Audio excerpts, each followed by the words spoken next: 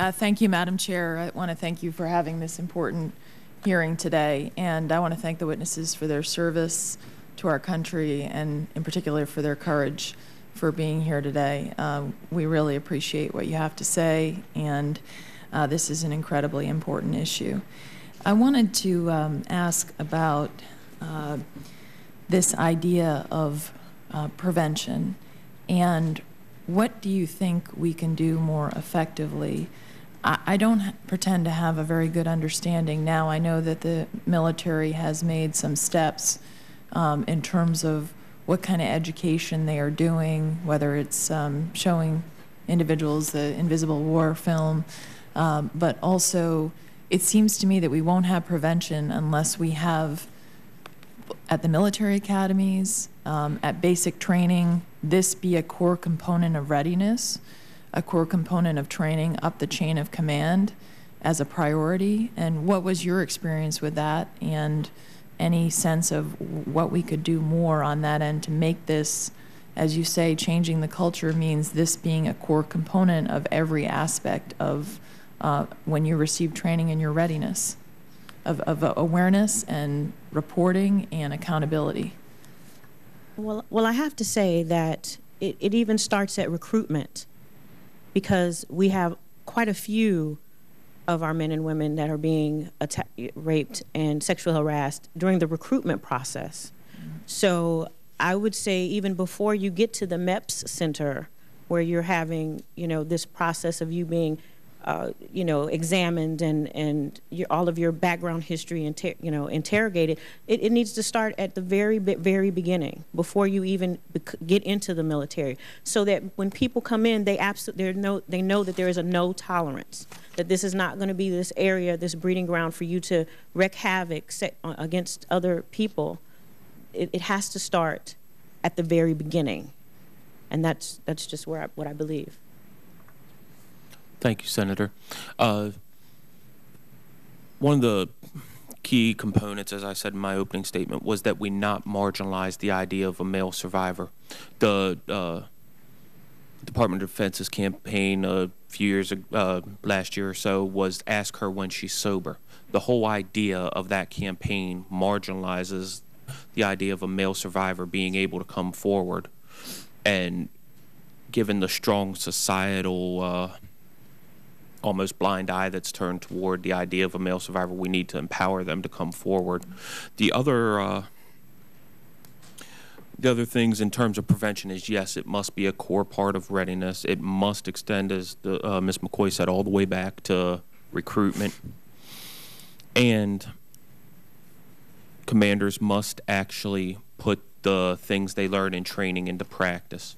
If they receive an expedited request for transfer, the benefit of the doubt should automatically be with the victim, and the transfer should be granted unless there's some extenuating circumstances against it. And I would be hard-pressed to think of any. But prevention also has to be a way of thinking, and it has to be accepted all the way down almost to the very bones of the people, that we don't do this against each other. We don't hide the crime when it comes up. And even if this crime does come up, it's not a failure in my leadership to say this has happened and I need to report it up the chain of command properly. Thank you. This is a question I've thought a little bit about, and one of the DoD has direction about how sexual harassment trainings are to be conducted.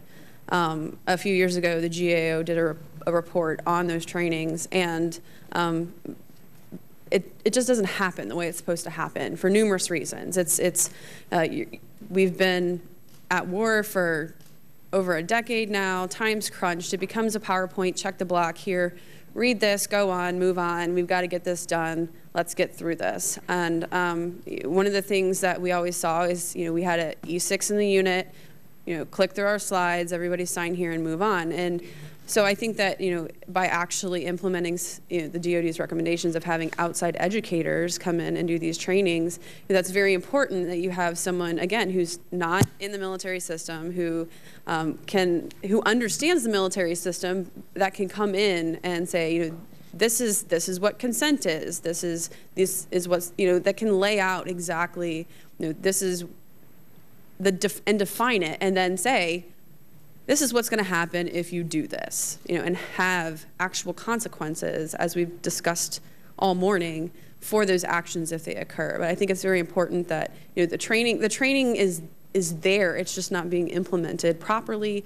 There's not enough educators out there that are doing this. SARCs, sometimes there's only one or two to an entire installation. They can't handle reports and do training at the same time. So it becomes a budget issue, a funding issue of how are we going to provide appropriate educators for this topic from recruitment on. Mm-hmm.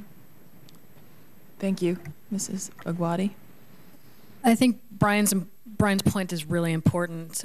Messaging is critical.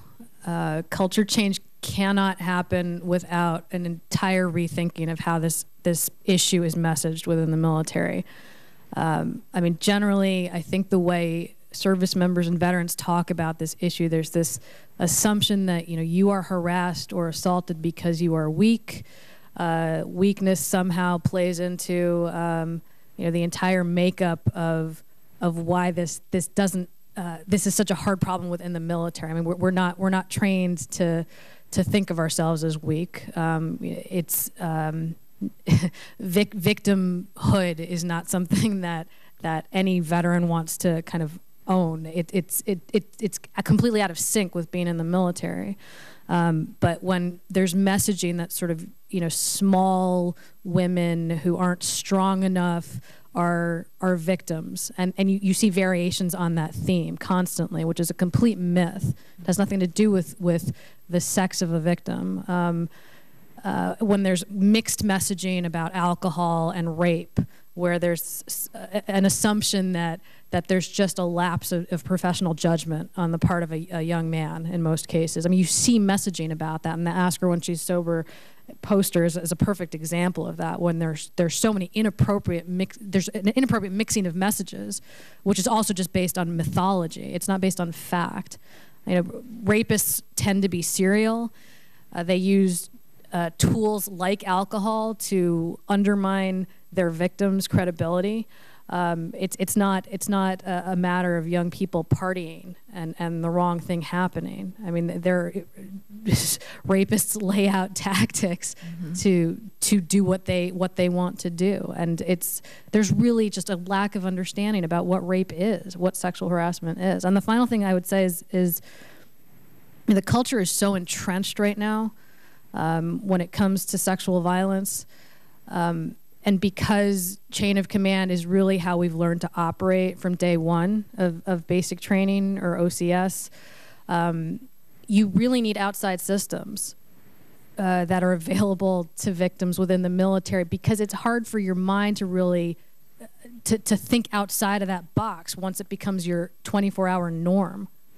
The uniform really, it changes you for all the right reasons, because it's very effective operationally to be trained that way. But when it comes to being violated, to being attacked, to losing your dignity at the hands of a fellow service member, we need outside systems, because they are obviously perceived as safer, and they're definitely more functional. They work better. I want to thank all of you. My time is up. Just briefly, first of all, sexual assault and rape is about not about the weakness of the victim. It's about power and control and the assertion of that. And that obviously in a military context becomes an even greater problem. And obviously, my background's as a prosecutor too. I want you to know, Mr. Lewis, that I very much appreciate that men are victims of sexual assault, both in the civilian sector, but in the military. I can imagine this is an even greater issue that we need to address for both men and women and all people's dignity. And two things I wanted to say briefly, which is that, in my state, in the civilian side, we had what's called a Victims' Bill of Rights, and it seems to me like there needs to be some kind of Bill of Rights also when you're in the military in terms of, you know, how you'll be treated. And that has to also be something that the chain of command is held accountable for.